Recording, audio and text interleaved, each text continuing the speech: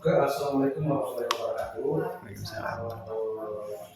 Yang saya hormati Ibu Kepala Seminari Bapak Garut, teman-teman CBP, Pak Suni Purnamasi, Pak Maulana itu. Pada kesempatan ini Bu, kami sebagai CBP ada satu modul dalam CBP itu pada modul 3.1 adalah materinya pengambilan keputusan seorang pemimpin atau pemimpin pembelajaran maupun pemimpin komunitas sekolah di Kota Garut yang berbasis nilai kebajikan. Jadi bagaimana seorang pemimpin itu mengambil keputusan yang berbasis nilai kebajikan. Kemudian pada tahap itu ada dasar yang paling dasar dipertimbangkan oleh negara. Bagaimana keputusan itu diambil dengan berpihak kepada murid itu sendiri kalau di sekolah, kemudian dia mengenai kebajikan, dan bagaimana keputusan itu dipertanggungjawabkan oleh ibu sebagai kepala sekolah. Nah, di sini pertanyaannya ada beberapa, tapi yang saya mau tanyakan kepada ibu sebagai CBP, yang pertama misalnya di sekolah kita ini Seminari Bapak Garut ada beberapa kasus atau banyak ada beberapa kasus yang mungkin ibu bisa kita analisis. Kemudian di situ ada mengandung mungkin dilema etika, yaitu suatu kasus yang dua-duanya benar, pihak pertama benar, pihak kedua benar. Ada juga kasus yang menunjukkan moral, jadi di antara pihak yang satu benar, di antara pihak yang salah. Kira-kira dari kasus ini antara dilematika dan menunjukkan moral, kira-kira bagaimana cara ibu untuk mengidentifikasi kasus itu? Ya, terima kasih Pak Medi. Memang untuk kasus-kasus di sekolah itu ada beberapa terjadi yang seperti tadi yang disampaikan, itu dilema etika dan rujukan moral. Namun bagaimanapun saya harus mengidentifikasi kasus-kasus tersebut. Itu langkah yang saya lakukan adalah kita melihat dulu aturan baik itu aturan pemerintah ya, dan juga aturan-aturan yang ada di sekolah yang sudah diterjemahkan gitu. Juga kebijakan-kebijakan baik itu dari pusat maupun dari sekolah itu sendiri. Kemudian setelah itu juga dilihat dulu norma agama gitu. Ini kan yang tidak bisa dipungkiri ya, bahwa ini adalah salah satu yang penting gitu ya. Jangan sampai aturan itu masih bertentangan dengan agama gitu ya. Dan juga mungkin kita juga harus melihat juga bagaimana kondisi yang ada di lapangan, terutama di masyarakat kita. Ya, itu mungkin benar bahwasanya ibu akan melihat semua segi ya, semua kondisi seperti apa, ibu akan mempertimbangkan seperti apa. Kemudian saya mungkin lagi ke pertanyaan berikutnya Bu, dalam segi pengambilan keputusan ini pada kasus yang dilema etika yang dua-duanya benar nih, ada kedua belah pihak benar. Kira-kira seperti apa yang bisa mengambil keputusan seperti itu dalam kasus dilema etika? Ya, biasanya saya mencari dulu informasi ya sejelas-jelasnya. Jadi saya tidak bisa bekerja sendiri untuk mencari informasi. Oleh karena itu saya biasanya meminta dulu data gitu ya, meminta dulu kejelasan seperti apa kasusnya terjadi, sehingga apa yang saya dapat informasinya itu lebih lengkap. Itu kan nanti akan dilihat nanti bagaimana untuk pengambilan keputusannya gitu. Oke. Ternyata ibu mah visioner ya. Jadi visioner itu maksudnya langkah step by step-nya itu jelas gitu ya. Jadi tertuju dengan baik. Nah, dari langkah-langkah tersebut sebenarnya Bu, dari langkah-langkah atau prosedur seperti yang ibu katakan barusan, seperti apa sih yang bisa ibu lakukan, yang ibu bisa jalankan selama ini di mungkin kan sekarang dari kepala sekolah itu 14 nih, yaitu dengan dilema dan kasus moral-moral yang banyak. Ya, tentu langkah saya adalah berpikir untuk mencari alternatif pemecahan masalah. Jadi saya misalnya ada langkah-langkah yang sudah saya tetapkan gitu ya. Tapi langkah-langkah tersebut tentu saya minta pendapat juga ke teman-teman gitu, baik itu Masek, mungkin itu guru atau misalnya pihak-pihak lain lah ya, yang mungkin bisa saya mintakan pendapat tergantung kasusnya gitu ya. Mungkin itu BK, mungkin itu tata usaha, mungkin itu komite gitu ya.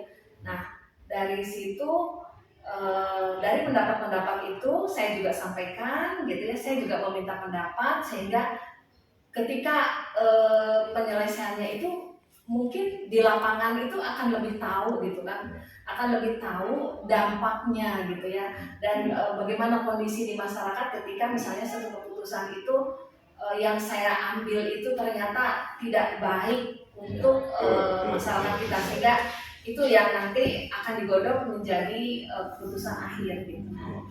Jadi dengan siapapun itu berkolaborasi ya, bisa berkolaborasi mungkin dengan ASEK atau yang lain. Nah dari langkah atau prosedur yang Ibu tempuh selama ini ada nggak yang Ibu anggap efektif gitu untuk menentukan pengambilan sebuah keputusan? Ya, kalau ya pasti ya saya menginginkan bahwa pengambilan keputusan itu harus efektif gitu ya.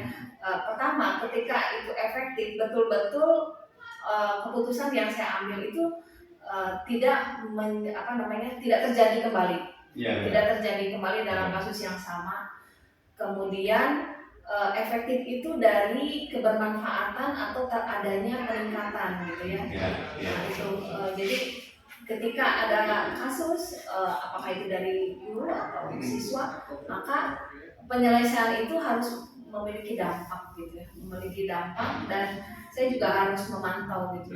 Jadi efektif itu kan tidak bisa secara langsung kita lihat, tapi mungkin beberapa waktu kita harus bisa pantau dulu ya, pantau dulu sehingga oh iya ini keputusan yang saya ambil adalah betul. Jadi selain pengambilan keputusan juga Ibu memantau untuk melihat kesignifikan pengambilan keputusan itu sudah tepat atau belum gitu ya. Itu sangat baik gitu ya. Nah, selanjutnya hal-hal apa saja sih yang selama ini dari prosedur Ibu tadi yang menjadikan tantangan nih buat Ibu, satu tantangan gitu ya dalam memecahkan kasus di SMK Negeri 14? Ya, terima kasih ya. Memang untuk tantangan ini mungkin tantangan saya di sini adalah perbedaan kultur ya, perbedaan kultur di masyarakat gitu ya. Baik di dalamnya juga masyarakat di sini, dalamnya juga ada guru ya. Saya mungkin untuk perbedaan kultur itu kan harus pelan gitu ya, harus pelan dulu masuk gitu ya. Nah kemudian juga kalau untuk masyarakat ya, ini kadang-kadang perbedaan pemahaman mana yang prioritas gitu ya, karena perbedaan latar pendidikan gitu ya. Misalnya saya berusaha misalnya menginginkan, misalnya saya berjuang untuk kelulusan anak ya, misalnya ada kasus itu, tapi malah saya yang ngotot gitu ya, sementara dari pihak masyarakatnya pun tidak berjuang untuk itu. Nah itu kan berarti ada perbedaan kepentingan karena perbedaan latar belakang dari masyarakat gitu. Tantangannya di situ. Oke, lanjut Ibunya. Tadi mendengar selanjutnya, apakah Ibu memiliki tata kelola atau jadwal tertentu dalam menyelesaikan kasus-kasus etika? Misalkan Ibu langsung diselesaikan pada hari itu juga, atau misalkan Ibu mempunyai jadwal tertentu dan bagaimana misalkan tata caranya? Ya, dari kasus-kasus ya tergantung kasusnya. Jadi kalau misalnya kasusnya memang urgent harus diselesaikan, ya dengan prosedur yang saya tempuh gitu ya, yang saya tempuh tadi itu saya akan berusaha segera menyelesaikan supaya itu tidak berlarut-larut gitu ya, tidak berlarut-larut. Dan tapi juga ada yang misalnya memang itu harus dilakukan penyelesaian, tetapi penyelesaian ini tidak urgent sehingga itu bisa dimasukkan ke dalam suatu jadwal misalnya pada rapat pembinaan gitu, seperti itu. Selain itu mungkin Ibu ya, apakah Ibu memiliki seorang atau apa faktor-faktor apa yang bisa mempermudah Ibu dalam menyelesaikan suatu permasalahan di etika seperti itu? Iya, faktor-faktor yang bisa membantu memecahkan dilema etika itu karena saya untuk pengambilan keputusan ini kan saya mempelajari data, jadi faktor data itu memang penting gitu. Jadi misalnya entah data-data yang banyak mendukung untuk keputusan ya, pengambilan keputusan.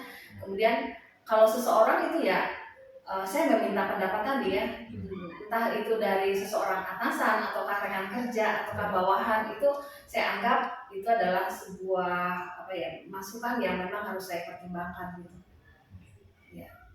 Yang saya dari dengar memang sudah sangat bagus sekali ya. Kalau misalkan ke depannya dari yang Ibu tadi sampaikan, apakah ada suatu pembelajaran ke depannya atau kesimpulan yang mungkin bisa Ibu petik?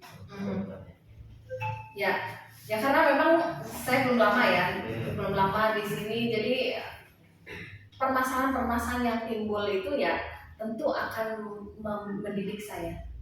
Ya saya di sini meskipun sudah menyelesaikan, tapi saya masih belajar terus gitu ya. Jadi mungkin kan akan berbeda gitu ya antara karakteristik sekolah satu dengan sekolah lainnya, sehingga itu yang nanti dari kasus-kasus tersebut itu akan mendewasakan saya gitu ya, supaya saya bisa lebih bijak lagi, lebih hati-hati lagi dalam kasus penyelesaian masalah, terutama yang motivasi buat saya di kedepannya ya. Mudah-mudahan ada suatu penyebutan bagi saya menjadi suatu sosok yang bisa saya contohkan kembali di kemudian hari, menjadi pemimpin yang lebih baik lagi mungkin bagi saya. Amin. Jadi mungkin untuk Pak Yusuf kan contoh, kalau ini kan Ibu tuh sebagai role model.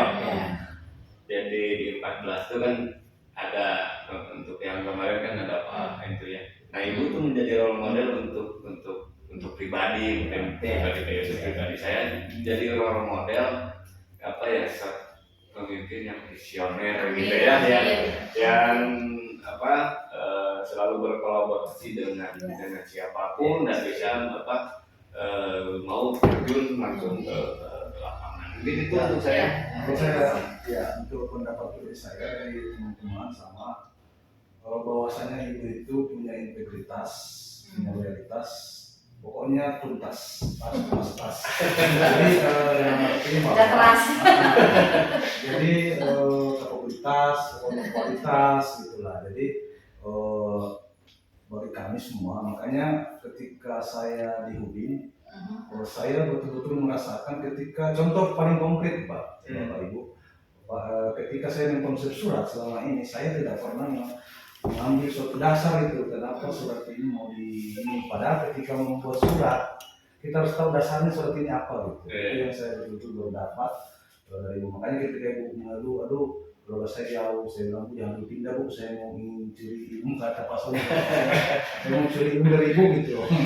Jadi mungkin itu Pak. Jadi ini wawancara sangat menarik Bu ini dari kami, tapi karena mungkin kita dibatasi waktu, jadi apa yang telah Ibu jelaskan tentang apa yang kami tanyakan sangat gamblang, sangat mendetail dan runut, sesuai dengan apa yang diinginkan oleh pokok persoalan ini, sehingga kami betul-betul mendapatkan pencerahan, dapat ilmu baru dari Ibu Kepala Sekolah.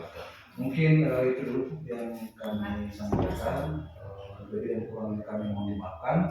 Mungkin saya akhiri dengan ucapan wabillahi taufiq wal hidayah. Assalamualaikum warahmatullahi wabarakatuh. Waalaikumsalam warahmatullahi wabarakatuh. Alhamdulillah, bismillahirrahmanirrahim. Assalamualaikum warahmatullahi wabarakatuh. Bu Is, apa kabar?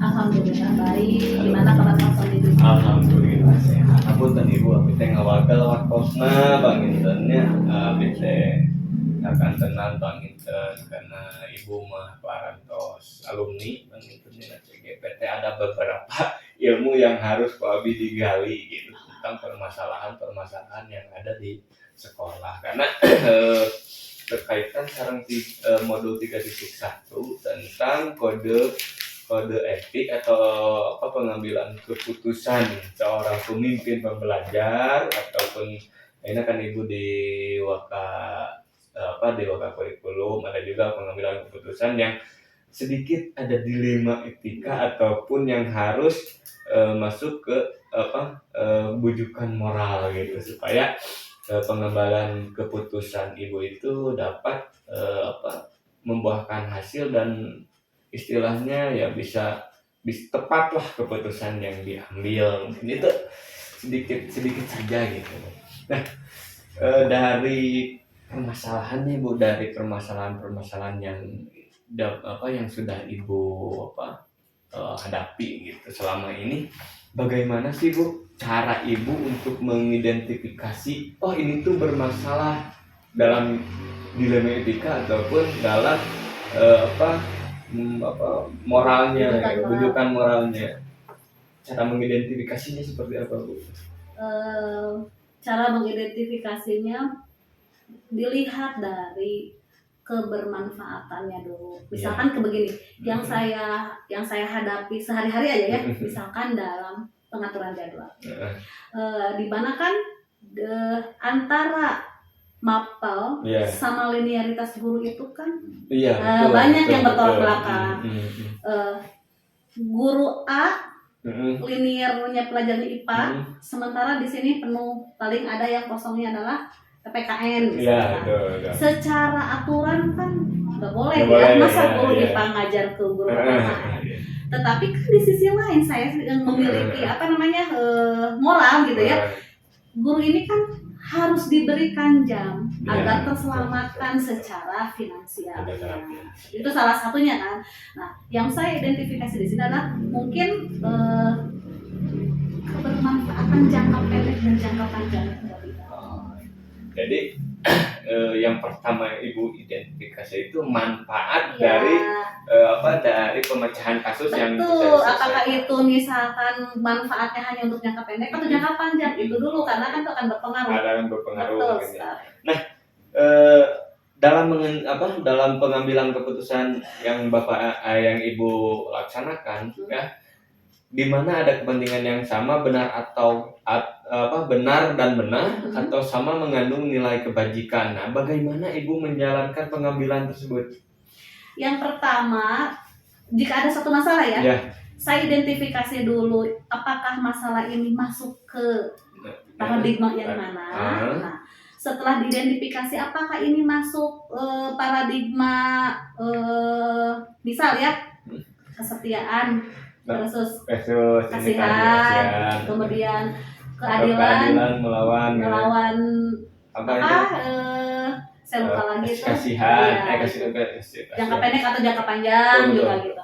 Nah, setelah saya identifikasi itu, kemudian nanti prosesnya itu apakah ini berbasis rasa peduli, apakah berbasis ada 3 itu ya, prinsip berpikir itu ada 3. Salah satunya hasil akhir sama proses.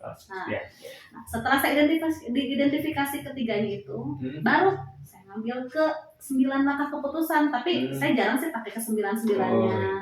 Paling yang pertama saya identifikasi masalah, kemudian paling saya uji kebenarannya itu ke teman itu apakah seperti apa, kemudian menggunakan investigasi trilema. Baru terakhir refleksi. Biasanya saya kira pengambilan keputusan dulu baru direfleksi. Jadi ada nggak langkah-langkah atau prosedur yang ibu lakukan itu selama ini dalam pengupayaan penyelesaian masalah atau sama yang tadi gitu? Saya kalau begitu dilihatnya dari kebermanfaatannya dulu. Jadi saya identifikasi masalah ini penyelesaian masalah ini sejauh mana kebermanfaatannya untuk halayak semuanya gitu. Apakah memang ini ada selain tadi saya utamakan kalau misalkan dalam kurikulum saya kan lihatnya jangka pendek jangka panjang. untuk masalah ini, misalkan selain itu saya lihat itu dari kebermanfaatannya, apakah ini bermanfaatnya untuk 1-2 orang Betul. atau manfaatnya untuk semua Betul, gitu. betul. Nah, itu mungkin kebijakannya Bu ya. Dari karena dalam suatu aturan mungkin ada kebijakan Betul, gitu yang karena kan harus kebijakan itu dibuat itu untuk menyiasati aturan. gitu. Ya. Untuk kepentingan Nah, dengan semuanya. tujuan untuk kepentingan. Selama ini ada nggak cara mungkin yang Ibu anggap efektif nih dalam pengambilan keputusan, cara yang menurut Ibu tuh efektif banget gitu ya? Sebetulnya keefektifan pengambilan keputusan itu tergantung masalahnya loh Pak Sony. Bisa aja Mas, keefektifan masalah itu tidak bisa diterapkan untuk menyelesaikan masalah B. Yang penting dalam penyelesaian masalah itu kita itu membutuhkan masukan. Gak bisa, misal kita meskipun setelah kita kaji seperti ini, kemudian kita langkah-langkahnya seperti ini, tapi tetap kita itu membutuhkan kolaborasi dengan pihak lain. Salah satunya kita konsulkan dulu ke atasan kita, apakah akan seperti apa kalau ada masalah ini, penyelesaiannya begini. Selain itu kita juga coaching sama teman yang lain, maksudnya kolaborasi sama rekan sejawat, kita coba ngobrol. Mungkin nanti kan dari sana ada masukan-masukan gitu. Itu kan jadi lebih dalam pengambilan keputusan itu lebih matang. Lebih matang. Jadi tidak hanya sekedar teori juga kan nggak bisa. Iya. Nah, dari langkah-langkah tersebut Bu, ada nggak tantangannya? Tantangan misalkan kalau coaching dengan rekan sejawat atau laporan ke atasan atau prosedur-prosedur yang lainnya yang Ibu laksanakan dalam pemecahan kasus, ada nggak tantangannya tuh? Banyak tantangannya. Banyak. Salah satunya kan kalau kita misalkan mau coaching pun kan, kita itu kan harus ada istilahnya itu, bukan pengumpulan yang kita memiliki visi yang sama. Komunitas. Nah, kita kan harus pandai dulu memilih komunitas mana yang akan kita ajak kolaborasi. Karena kan komunitas itu terbentuk dengan perasaan dan visi yang sama. Nah, kemudian tantangan yang lainnya adalah komunikasi kalau menurut saya. Karena apa? Karena cara mengkomunikasikan masalah terhadap pihak satu dan pihak lain itu kan akan berbeda. Karena akan menghasilkan penafsiran yang berbeda pula.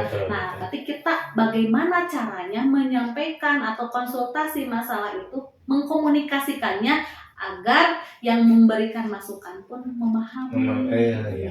Jadi, karena kan suka ada terjadi nih. Kalau misalkan kita nggak pandai menyampaikan, meskipun kita masalahnya jelas nih, tapi karena kita menyampaikannya kurang tepat, komunikasi tepat, maka nanti yang ditangkapnya kurang, hasil nanti diskusinya.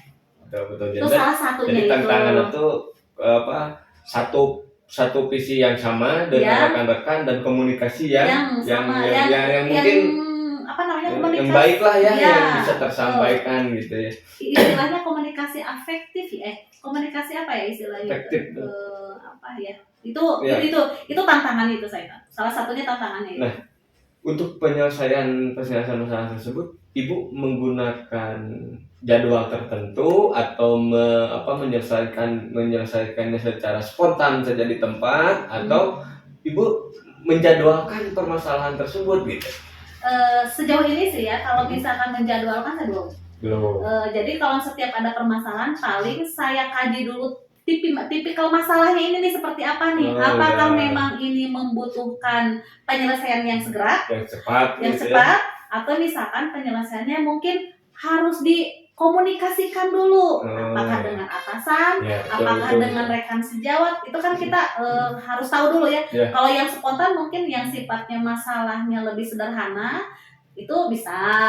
Tapi kan kalau untuk masalah yang sifatnya harus koordinasi, misal masalah kunjungan industri. Iya, betul. Saya kan nggak bisa memutuskan. Iya. Nah, pasti saya kan harus komunikasi dulu dengan atasan dan dengan pihak industri. Jadi membuat jadwal Baru ada. itu terjadwal. Tapi Nah, kalau yang spontan itu kalau misalkan kayak ada permasalahan di kelas, Di kelas pelajaran gitu ya. itu kan bisa lah kita bisa langsung di spontan. handle gitu ya Betul. langsung.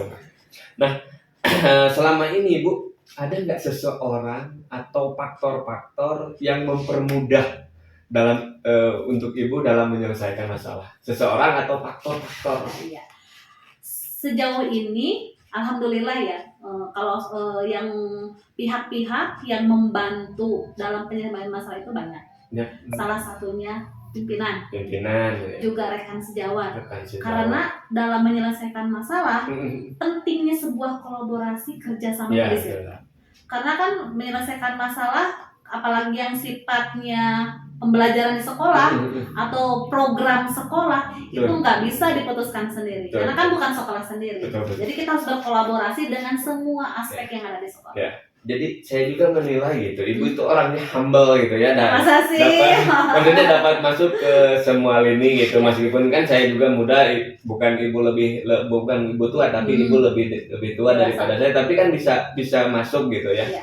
Jadi humble, jadi orangnya itu humble, bisa masuk ke semua usia, bisa berkolaborasi dengan semua rekan Saya belajar guru-guru, Mas Ade. Saya aja belajar ada Mas Ade. Nah, dari hal-hal yang Ibu telah sampaikan nih, yang sudah menyelesaikan begitu banyak masalah ya, dilema etika yang ada di SMK 14, apa sih yang dapat Ibu petik nih pembelajaran buat Ibu dalam penyelesaian masalah dilema etika ataupun Jujukan malah. kebujukan moral yang ada di SMK 14 ini?